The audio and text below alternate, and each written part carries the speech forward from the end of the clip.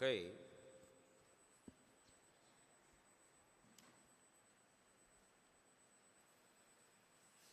మత్తయి సువార్త 26వ అధ్యాయం. మత్తయి సువార్త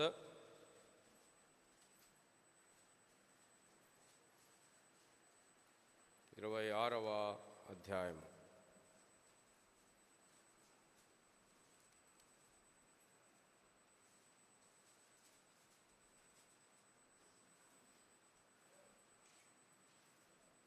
ఇరవై వచనం నుండి 30వ వచనం వరకు మనం మార్చి చదువుకుందాం. మత్తయి సువార్త 26వ అధ్యాయము 26వ వచనం నుండి 30వ వచనం వరకు మనం మార్చి చదువుకుందాం. వారు భోజనము చేయుచుండగా యేసు ఒక రొట్టె పట్టుకొని దానిని ఆశీర్వదించి విరిచి తన శిష్యులకిచ్చి, మీరు తీసుకొని తినుడి, ఇది నా శరీరం అని చెప్పాను. కట్టుకొని కృతజ్ఞతాస్తులు చెల్లించి వారికిచ్చి, దీనిలోనిది మీరందరూ త్రాగుడి, ఇది నా రక్తము, అనగా పాప క్షమాపణ నిమిత్తము అనేకుల కొరకు చిందింపబడుచున్న నిబంధన రక్తము.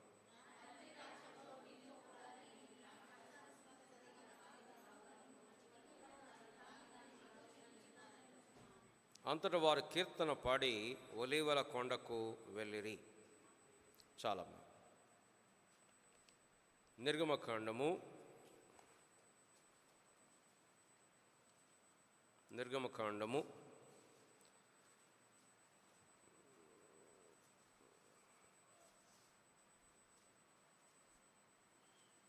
12వ అధ్యాయము. నిర్గమకాండము 12వ అధ్యాయం మొదటి 4 వచనాలు మనం కలిసి చదువుకుందాం. మొదటి 4 వచనాలు కలిసి చదువుకుందాం, దాని తర్వాత ముందుకెళ్దాం. మోషే అహరోనులు ఐగుప్తు దేశంలో ఉండగా యెహోవా వారితో ఇలాగు సెలవిచ్చెను, నెలలలో ఈ నెల మీకు మొదటిది, ఇది మీ సంవత్సరమునకు మొదటి నెల. మీరు ఇశ్రాయేలు సర్వ సమాజముతో ఈ నెల దశమి నాడు వారు తమ తమ కుటుంబముల లెక్క చొప్పున ఒక్కొక్కడు గొర్రెపిల్లనైనను మేకపిల్లనైనను ప్రతి ఇంటికిని ఒక గొర్రెపిల్లనైనను ఒక మేకపిల్లనైనను తీసుకొనవలెను. ఆ పిల్లను తినుటకు ఒక కుటుంబము చాలకపోయిన ఎడల వాడును వాని పొరుగువాడును తమ లెక్క చొప్పున దాన్ని తీసుకొనవలెను.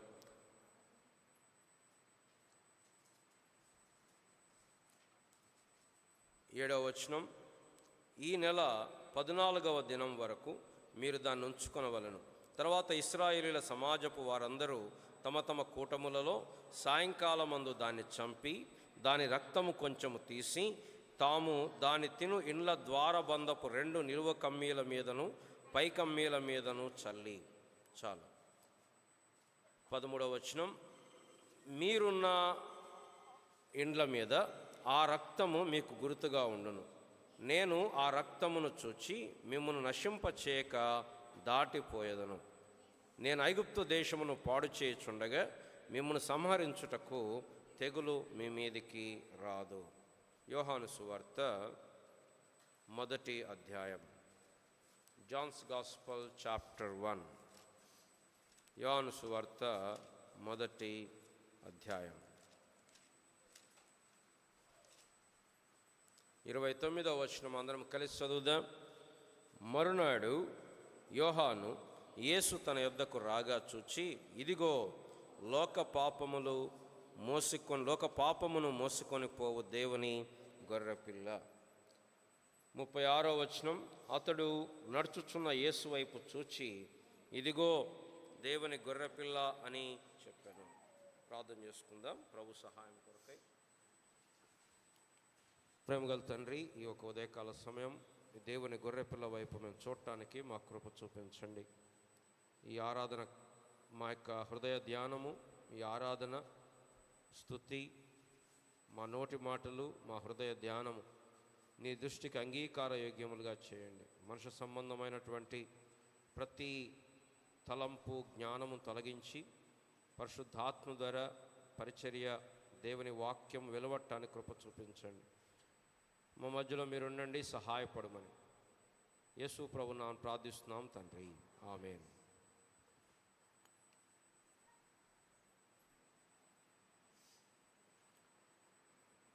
కొత్త నిబంధన పాత నిబంధన యొక్క నెరవేర్పు.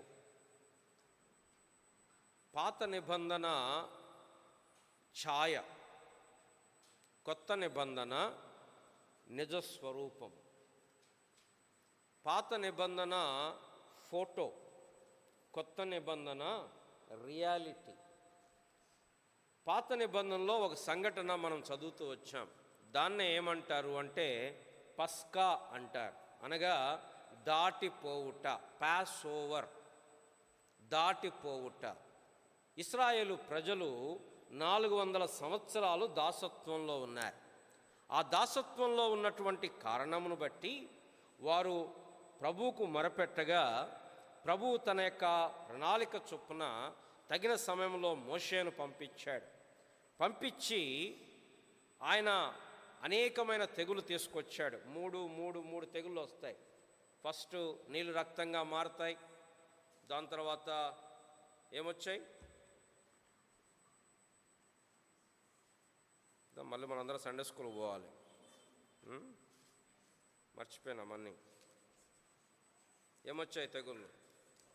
నీళ్ళు రక్తంగా మారటం, దాని తర్వాత కప్పలు, దాని తర్వాత పేలు. అక్కడికొక సెట్, అవి అక్కడికొక సెట్. దాని తర్వాత మళ్ళీ కప్పలు, పేలు, ఈగలు, అక్కడికొక సెట్ తెగుళ్ళు. నెక్స్ట్ రెండవది పశువులకు తెగుళ్ళు, పొక్కులు, దద్దుర్లు, వడగండ్లు, అక్కడికొక సెట్. దాని తర్వాత మిడతలు, చీకటి, జ్యేష్ఠ సంతానం చనిపోవటం అక్కడికి సంపూర్ణమైపోయింది.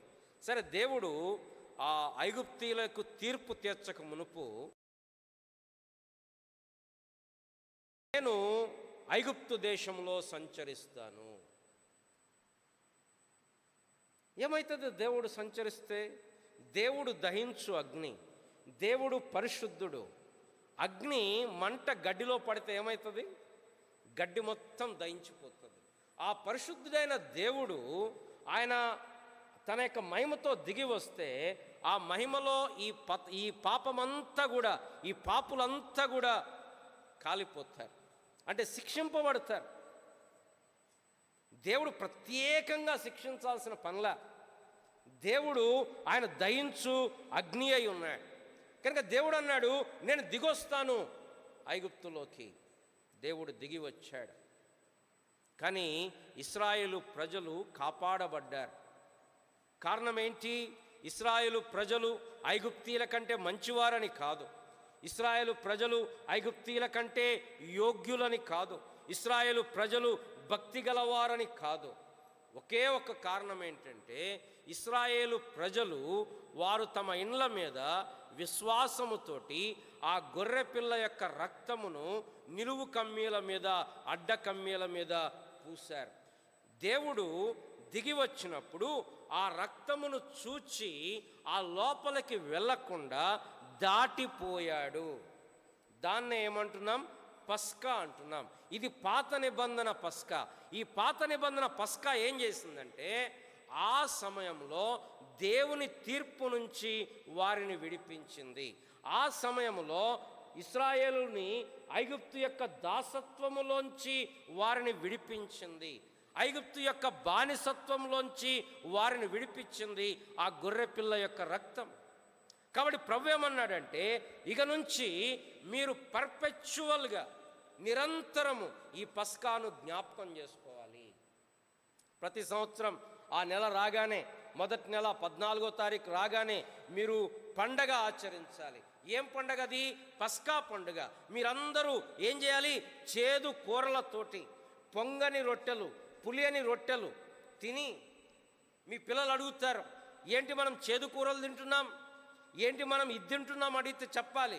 ఏం చెప్పాలి? ఇదిగో మనం ఐగుప్తులో బానిసలమై ఉండగా, ఐగుప్తులో దాసత్వంలో ఉండగా దేవుడు మనల్ని విడిపించాడు. ఆ గొర్రెపిల్ల రక్తము ద్వారా, ఆ గొర్రెపిల్ల రక్తాన్ని మన ఇంట్లోకి పూసుకున్నప్పుడు దేవుడు మన ఇంట్లోకి రాకుండా మనల్ని దాటిపోయాడు. కాబట్టి దాన్ని జ్ఞాపకం చేసుకోవడానికి మనం పస్కా పండుగ ఆచరిస్తున్నాం. ఇది పాత నిబంధనలో పస్కా.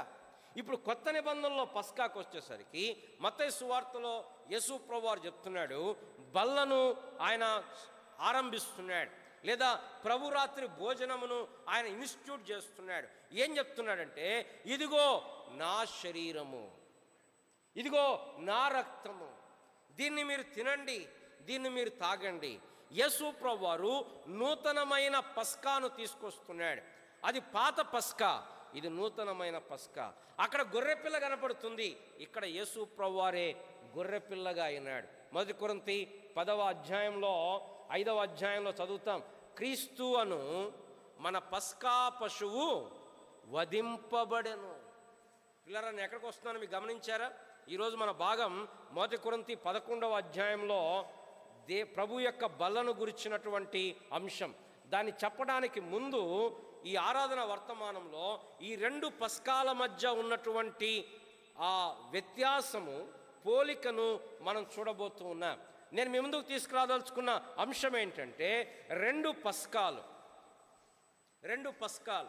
2 భోజనములు, 2 నిబంధనలు, 2 గొర్రె పిల్లలు, 2 ఆదాములు. 2 పాస్ఓవర్స్, 2 మీల్స్, 2 కోవెనెంట్స్, 2 ల్యాంబ్స్ అండ్ 2 యాడమ్స్. 2 ఆదాములు. కాబట్టి పాత నిబంధనలో ఏదైతే ఛాయగా జరిగిందో, కొత్త నిబంధనలో అది రియాలిటీ అవుతుంది. పాత నిబంధనలో మనం చూస్తే గొర్రెపిల్ల వధించబడింది. నూతన నిబంధనలో ఎవరా గొర్రెపిల్ల? యేసుక్రీస్తు ప్రభువారు. మనం చూస్తూ వచ్చాం, ఇదిగో లోక పాపమును మోసుకొని పోవు దేవుని గొర్రెపిల్ల.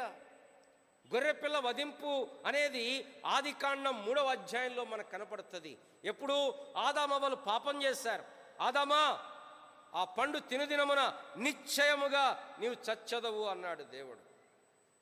ఆదాము ఆత్మీయంగా మరణించాడు, దేవుడి నుంచి వేరైపోయాడు. పాపము చేత దేవుని ఆగ్రహము, దేవుని ఉగ్రత ఆదాము మీద ఉంది. కానీ వారి పాపమునకు పరిహారం చేయటానికి అన్నట్లుగా దేవుడు ఏం చేశాడు? వారి దిగంబరత్వాన్ని కప్పివేయటానికి ఒక గొర్రె పిల్లను చంపి వాడి చర్మము తీసుకొని ఆ చర్మము యొక్క చొక్కాయిలు ఆ ఆదాము హవ్వలకు తొడిగించాడు. అక్కడ గొర్రెపిల్ల వధించబడుతూ వచ్చింది. ఇప్పుడు మనం చదువుతున్నాం, యేసు ప్రభువారు దేవుని గొర్రెపిల్లగా వచ్చాడు. ఎందుకు అంటే మనలను విడిపించటానికి. ఆ పస్కా అది ఛాయ, ఈ పస్కా ఇది నిజమైనది. ఆ పస్కా వారిని ఐగుప్తు యొక్క బానిసత్వంలోంచి విడిపించింది. ఈ పస్కా మనల్ని పాపము యొక్క శిక్ష నుంచి విడిపిస్తుంది. ఆ పస్కా వారు జ్ఞాపకం ఉంచుకోవాలి. ఈ పస్కా బల్ల ద్వారా ప్రతి వారము మనము జ్ఞాపకం చేసుకుంటూ ఉంటున్నాం.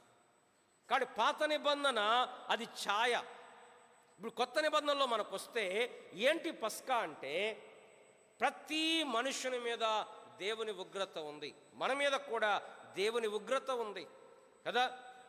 ఎఫెసీలకు రాయబడిన పత్రిక 2వ అధ్యాయము 1వ వచనము, మన అపరాధముల చేత పాపముల చేత మనం చచ్చిన వారమై ఉండగా ఆయన మిమ్మును క్రీస్తుతో కూడా బ్రతికించెను. దాని తర్వాత మీరు వాటిని చేయుచు వాయుమండల సంబంధమైన అధిపతిని అనగా అవిధేయులైన వారిని ప్రేరేపించు శక్తికి అధిపతిని అనుసరించి ఈ ప్రపంచ ధర్మము చొప్పున మునుపు నడుచుకొనుచు వారితో కలిసి మనమందరము శరీరము యొక్కయు మనసు యొక్కయు కోరికలు నెరవేర్చుకొనుచు మన శరీరాశలను అనుసరించి మునుపు ప్రవర్తించుచు కడమ వారి వలనే స్వభావ సిద్ధముగా దైవోగ్రతకు పాత్రులమై ఉంటిమి. పిల్లరా, ఇది ప్రతి మనుషుని స్థితి. ప్రతి మనుషుడు ఏమై ఉన్నాడంటే స్వభావ సిద్ధముగా దైవోగ్రతకు పాత్రులై ఉన్నారు. ఏ మనుషుడు కూడా దేవునికి దయలో లేడు, ఏ భేదము లేదు. అందరూ పాపము చేసి దేవుడు అనుగ్రహించు మహిమను పొందలేకపోతున్నారు. కారణం ఏంటంటే పాపము. ఏంటి పాపము? మొదటి ఆదాములో పాపము. ఒక మనుషుని అవిధేయత వలన మరణమును, పాపము ద్వారా మరణమును లోకములోనికి ప్రవేశించింది అంటాడు పౌలు గారు రోమీయులకు రాయబడిన పత్రిక 5వ అధ్యాయంలో. ఆ మొదటి ఆదాము పాపమును బట్టి మనమందరము కూడా పుట్టుక తోడనే పాపలమైపోయినా, ఎవ్వరు కూడా మినహాయింపు లేదు. ఎవరము కూడా దేవునికి ముద్దు బిడ్డలము కాదు. యేసు ప్రభు అంటాడు పరిసయ్యులతోటి, మీరు మీ తండ్రి అయిన అపవాది సంబంధులు. మనం ఇంతకుముందు ఎవరిమి? మీరు మునుపు చీకటి అయి ఉంటిరి, మీరు మునుపు చీకటి అయి ఉంటిరి, ఇప్పుడు వెలుగై ఉన్నారు. మన పరిస్థితి ఏంటంటే, ఒకప్పుడు మనం పాపములో ఉన్నాం, మనం చీకటిలో ఉన్నాం, మనం నిర్జీవ స్థితిలో ఉన్నాం. కానీ అక్కడ జరిగింది ఏంటంటే, పస్కా పండుగ జరిగింది. ఎందుకు ఆ పస్కా అంటే, మనలను పాపము యొక్క శిక్ష నుండి, ఆ దేవుని ఉగ్రత నుండి తప్పించటానికి మన భక్తి, మన శక్తి, మన సామర్థ్యము, మన మంచితనము సరిపోదు. కాబట్టి ఈ గొర్రెపిల్ల, ఏది పాత నిబంధనలో గొర్రెపిల్లను వధిస్తూ వచ్చారు, కానీ గొర్రెల యొక్కయు, మేకల యొక్కయు, కోడెల యొక్కయు రక్తము పాపమును తీసివేయుట అసాధ్యము. రండి హెబ్రీ పత్రిక, రండి బైబిల్ తీయండి దయచేసి. హెబ్రీ పత్రిక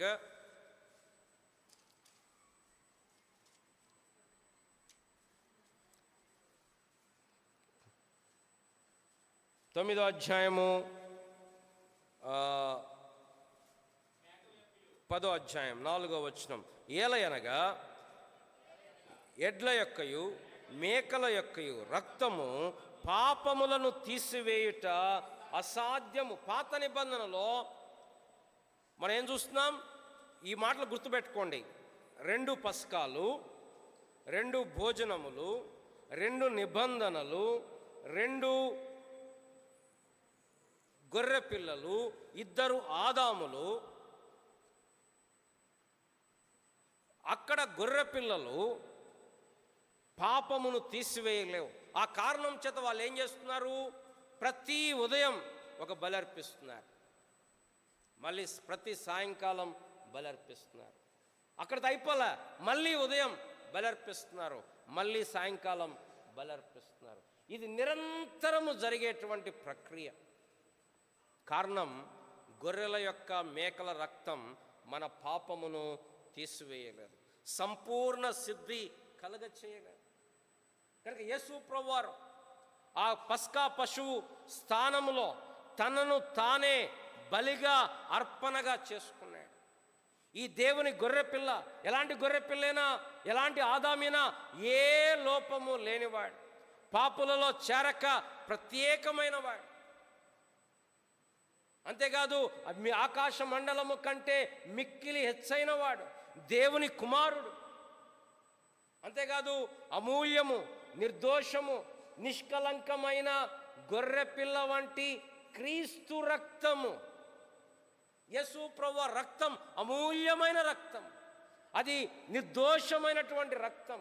అది ఎంత ప్రభావవంతమైన రక్తం అంటే, మనము నిర్జీవ క్రియలను విడిచి జీవము గల దేవుని సేవించున్నట్లుగా మన మనస్సాక్షిని ఎంతో ఎక్కువగా శుద్ధి చేస్తుంది. హెబ్రీ పత్రిక 9వ అధ్యాయం 12వ వచనం. మేకల యొక్కయు కోడెల యొక్కయు రక్తముతో కాక తన స్వరక్తముతో, ఏలయనగా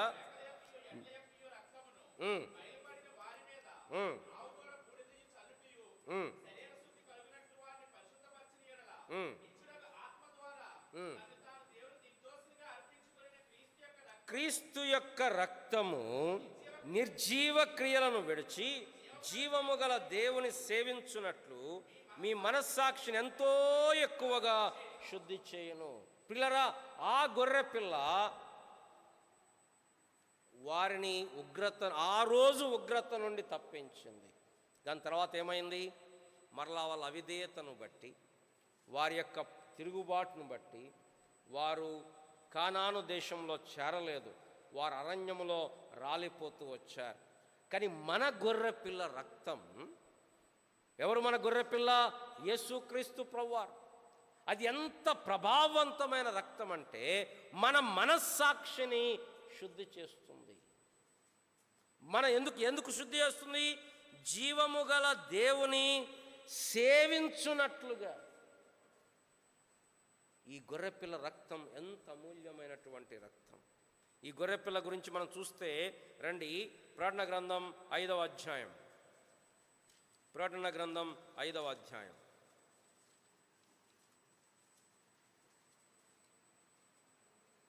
ప్రకటన గ్రంథం 5వ అధ్యాయం 12వ వచనం. వారు వధింపబడిన గొర్రెపిల్ల శక్తియు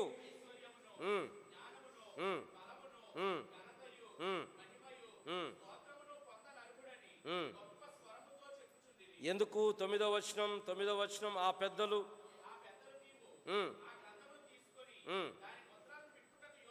ఎందుకు? నీవు వధింపబడిన వాడవై నీ రక్తమిచ్చి ప్రతి వంశములో, ఆయా భాషలు మాట్లాడు వారిలోను, ప్రతి ప్రజలోను, ప్రతి జనములోను దేవుని కొరకు మనుషులను కొని రాజ్యముగాను యాజకులను గాను చేసేటివి. పిల్లరా, ఆ గొర్రెపిల్ల, ప్రకటన గ్రంథంలో గొర్రెపిల్ల అనే మాట దాదాపు 30 సార్లు వస్తూ ఉంటుంది ప్రకటన గ్రంథంలో. ఆ గొర్రెపిల్ల సింహాసనాసీనుడు. ఆ గొర్రెపిల్ల రక్తము చేత మనుషులను కొన్నాడు. ఈ కొత్త నిబంధనలో జరిగింది ఏంటంటే, పాత నిబంధనలో గొర్రెపిల్ల మామూలు జంతువు, కొత్త నిబంధనలో గొర్రెపిల్ల దేవాది దేవుని యొక్క కుమారుడు. ఆయన రక్తము నీ కొరకు నా కొరకు కార్చబడుతూ వచ్చింది. అక్కడ పాత నిబంధనలో మొదటి ఆదాము కనపడతాడు. ఈ ఆదాము చేయబడినప్పుడు పరిశుద్ధుడిగా ఉన్నప్పటికీ తర్వాత పాపము చేత పతనమైపోయాడు. తన ద్వారా పాపము మానవాల్లో ప్రవేశించింది. కానీ కడపటి ఆదాము, ఈ రెండవ ఆదాము ఎలా జన్మించాడు? కన్య గర్భములో జన్మించాడు. ఆదికాండం 3వ అధ్యాయం చదువుతాం. నీ సంతానమునకు, స్త్రీ సంతానానికి, పురుష సంతానానికి కాదు. యేసు ప్రభువారు నీ వలే నా వలే పాపములో జన్మించలేదు. ఆయన దేవుని పరిశుద్ధాత్మ వలన ఆయన జన్మిస్తూ వచ్చాడు. కాబట్టి ఆయన పాపము లేకుండా జన్మించాడు.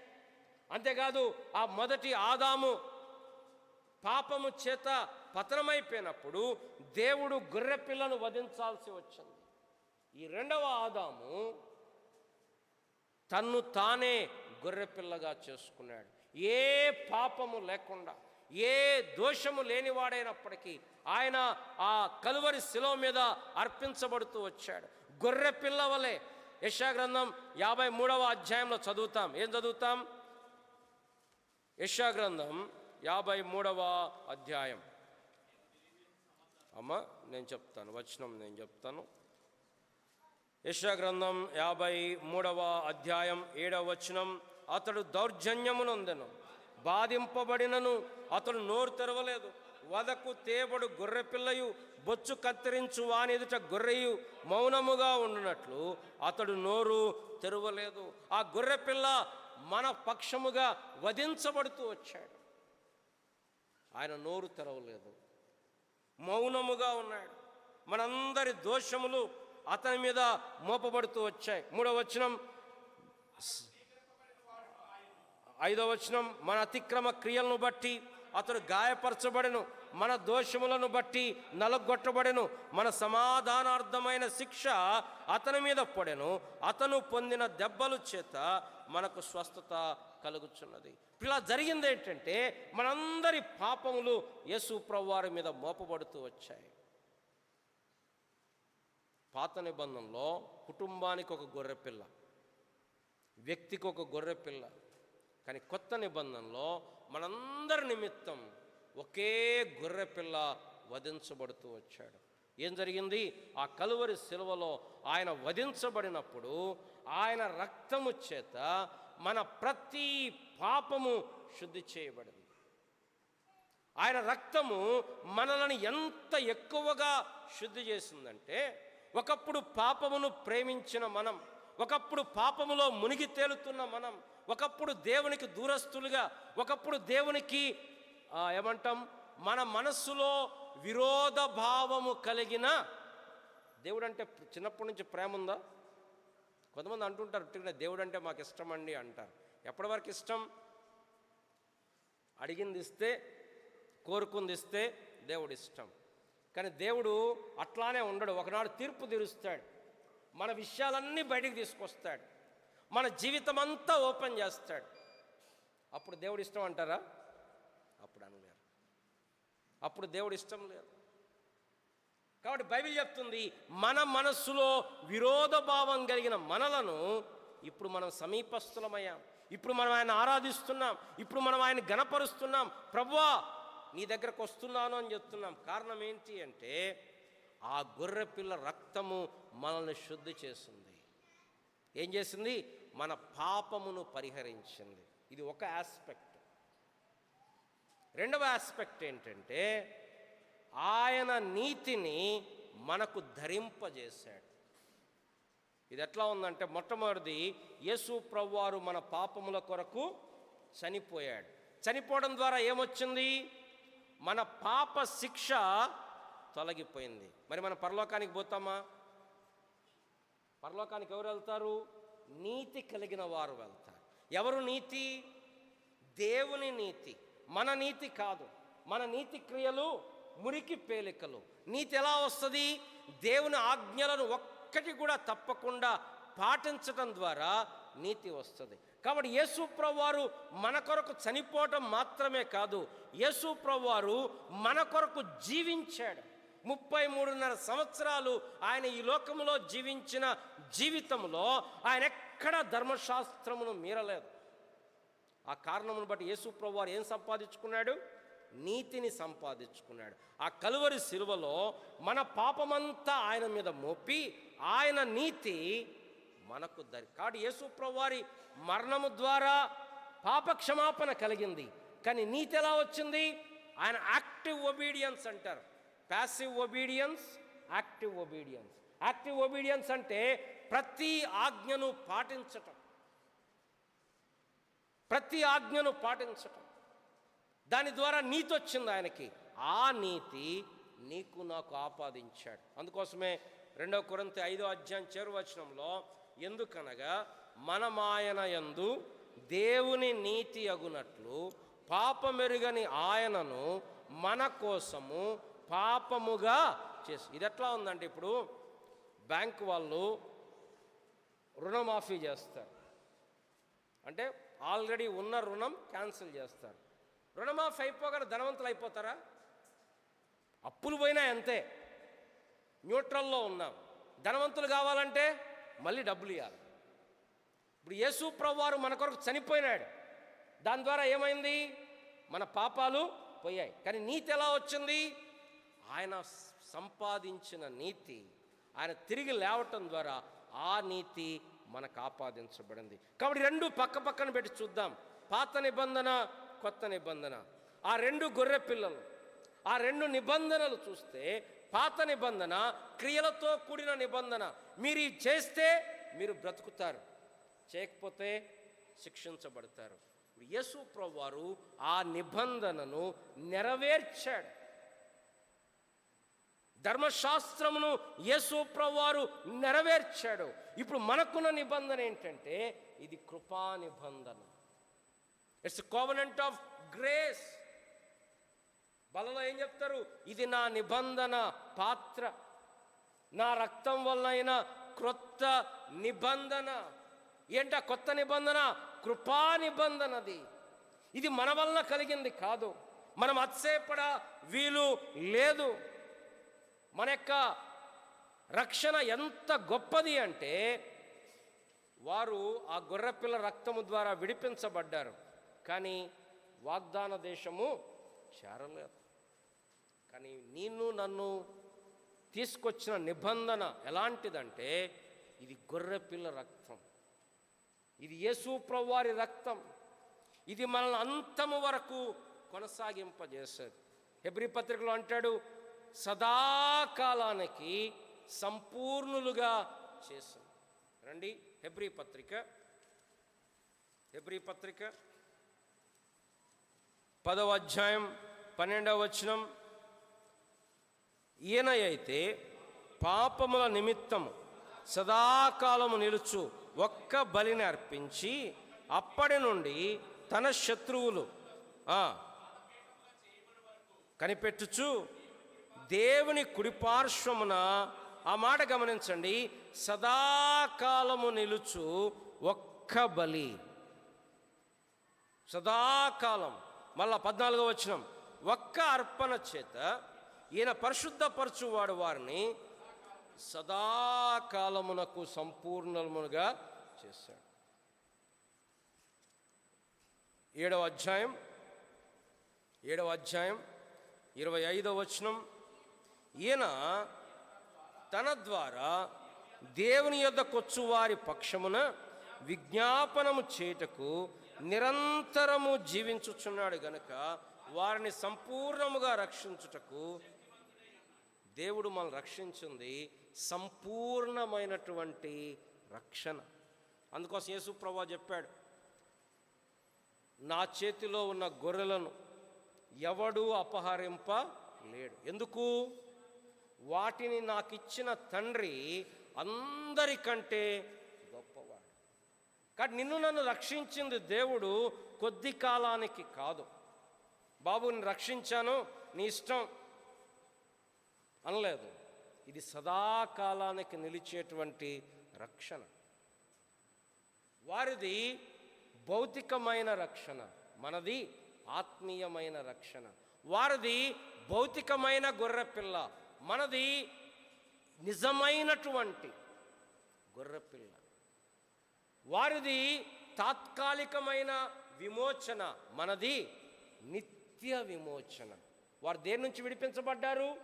ఐగుప్తు యొక్క దాసత్వము నుంచి విడిపించబడ్డారు. మరి మనం పాపము నుండి, పాపము యొక్క శిక్ష నుండి, పాపము యొక్క శక్తి నుండి, పాపము యొక్క ఉనికి నుండి, పాపము యొక్క శిక్ష నుండి విమోచించబడ్డాం.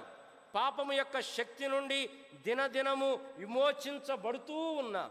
ఒకనాడు రాబోతుంది, పరలోకానికి వెళ్ళినప్పుడు పాపము యొక్క ఉనికి అనేది లేకుండా మనం విమోచించబడతాం.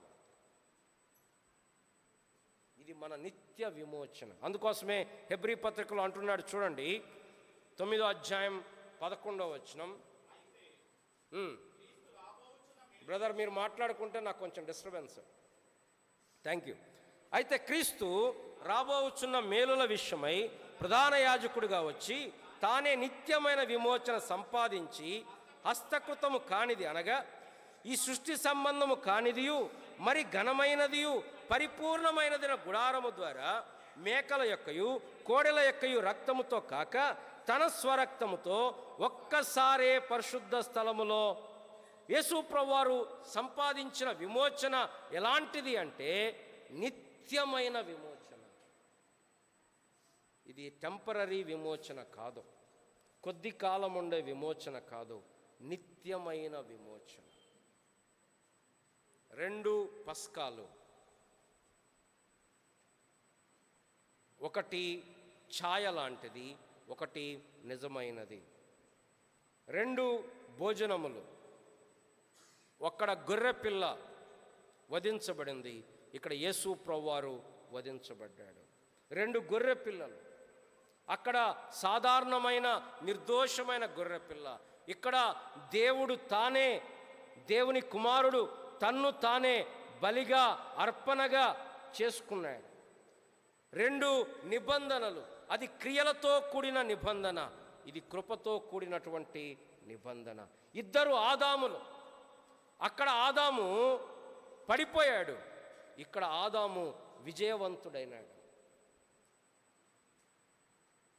అక్కడ మామూలు గొర్రెపిల్ల వధించబడితే ఇక్కడ యేసు ప్రభువారు తాను వధించబడటం మాత్రమే కాదు, జీవించాడు నీ కొరకు నా కొరకు.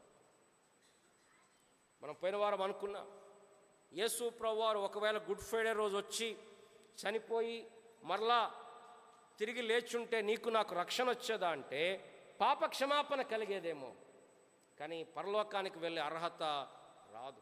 అది ఎలా వచ్చిందంటే యేసు ప్రభువారు జీవించాడు, ఏ లోపము లేకుండా, ఏ పాపము లేకుండా ఆయన జీవించి నీతిని సంపాదించాడు. కాబట్టి ఇప్పుడు యేసు ప్రభువారు ఏం చేశాడంటే దాన్ని జ్ఞాపకం చేసుకోవడానికి ప్రభు యొక్క బల్ల మన మధ్యలో ఉంది. యేసు ప్రభువారు చెప్పాడు, నేనే జీవాహారము, ఈ ఆహారమును తినువాడు ఎన్నడూ కూడా దప్పికొనడు. రండి యోహాను సువార్త 6వ అధ్యాయం. ఇది ప్రాముఖ్యంగా బలను గురించిన వచనమేమి కాదు, అయినప్పటికి కూడా ఆయన శరీరము, ఆయన రక్తము, ఆయన గొర్రెపిల్ల అనే దానికి సాదృశ్యము గనుక దీంట్లోకి వద్దాం. యోహాను సువార్త 6వ అధ్యాయం. యోహాను సువార్త 6వ అధ్యాయం రండి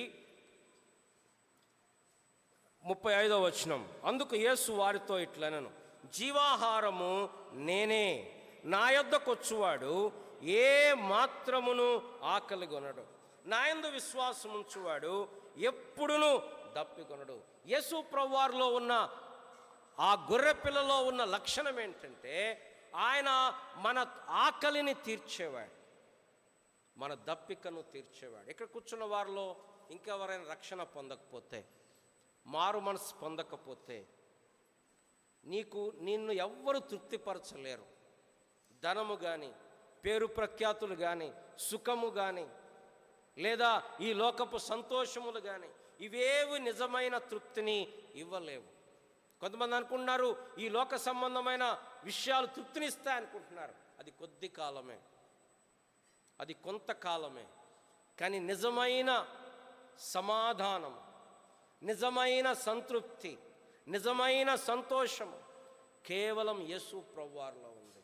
ఎందుకు అంటే ఆయన చెప్తున్నాడు, నేను జీవాహారము, I am the bread of life. నా యొద్దకొచ్చువాడు ఎన్నడూ ఆకలి గొనడు, నా యొద్దకొచ్చువాడు ఏమాత్రము దప్పిగొనడు. కారణం ఆయన జీవజలం ఇస్తున్నాడు. ఆ సమరయ స్త్రీతో చెప్పాడు, ఏం చెప్పాడు? నేనిచ్చు నీళ్లు త్రాగువాడు ఎన్నడూ దప్పికొనడు. రండి ఒక పేజీ తిప్పండి, 4వ అధ్యాయం, యోహాను సువార్త 4వ అధ్యాయం 13వ వచనం. అందుకు యేసు, ఈ నీళ్లు త్రాగు ప్రతి వాడును మరలా దప్పికొను, నేనిచ్చు నీళ్లు త్రాగువాడు ఎప్పుడును దప్పికొనడు, నేను వానికిచ్చు నీళ్లు నిత్య జీవమునకై వానిలో ఊరిడి నీటి బుగ్గగా ఉండును. కాబట్టి రక్షణ పొందిన వారు ఎవరైనా ఉంటే, మారు మనసు పొందని వారు ఉంటే, నీ జీవితంలో ఈ పాప క్షమాపణ, ఈ యొక్క ఉగ్రత నుండి విమోచన అనేది జరగకపోతే నీ జీవితం గొప్ప ప్రమాదంలో ఉంది. ఏంటి ఆ ప్రమాదం అంటే దేవుని ఉగ్రత నీ మీద ఉంది. మనం ఈ లోకంలో ఎప్పుడు ఈ లోకాన్ని విడిచిపెడతామో మనకు తెలియదు. మన జీవితం క్షణభంగురమైనది. మనం ఇప్పుడు కనపడుతున్నాం, కొద్దిసేపు అయిన తర్వాత మనం కనపడం.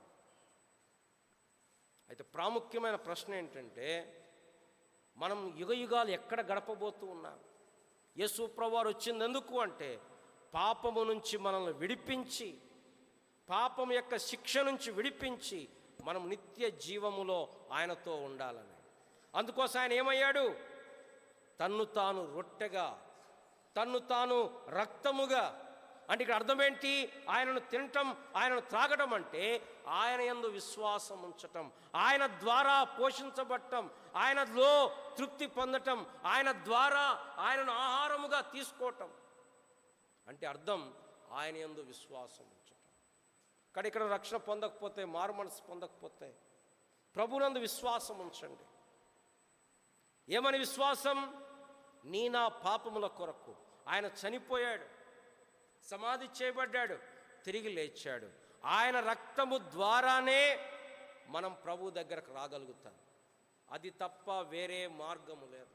ఆయన రక్తము, ఆయన సిలువ తప్ప నేను చాలా మంచి పనులు చేశాను కాబట్టి పరలోకానికి వెళ్తాను, లేకపోతే నేను చాలా బాగున్నాను కాబట్టి పరలోకానికి వెళ్తాను, నో వే. మన నీతి క్రియలు మురికి పేలి. The only way to God is through his son Lord Jesus Christ.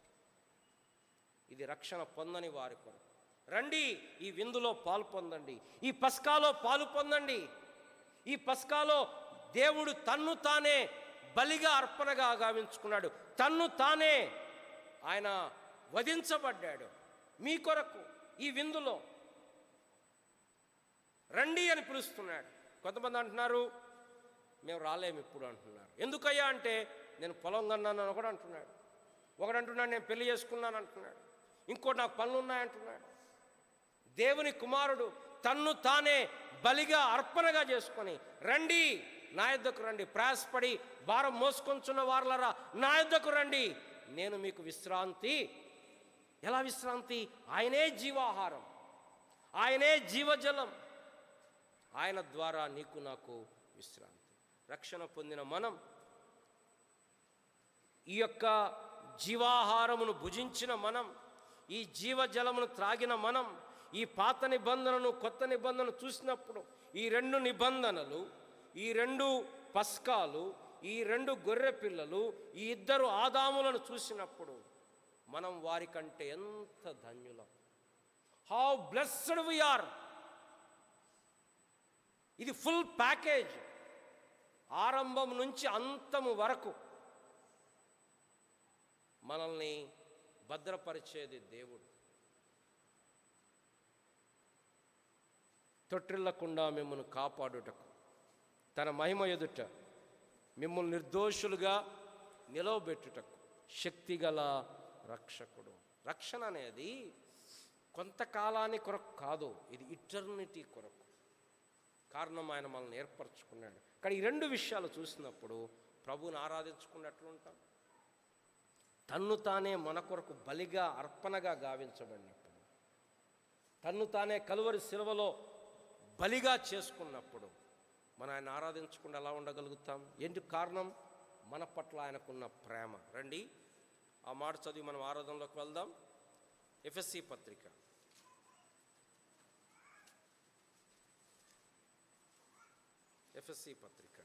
5వ అధ్యాయం 2వ వచనం. క్రీస్తు మిమ్మును ప్రేమించి పరిమళ వాసనగా ఉండుటకు మన కొరకు తన్ను తాను దేవునికి అర్పణముగాను బలిగాను అప్పగించుకున్నాం. మనం చదువుకున్నాం, behold the lamb of God. ఇదిగో దేవుని గొర్రెపిల్ల. ఆ గొర్రెపిల్లను చూసినప్పుడు, మన కొరకు వధించబడిన ఆ గొర్రెపిల్లను చూసినప్పుడు, మన విమోచన కొరకు, మన పాప క్షమాపణ కొరకు, మన నిత్య జీవము కొరకు, మన నీతి కొరకు వధించబడిన ఆ గొర్రెపిల్లను చూసినప్పుడు మనం ప్రభువును స్తుతించి ఆరాధిస్తాం. మనతో లేచిన కూడా పాట పాడుకుందాం.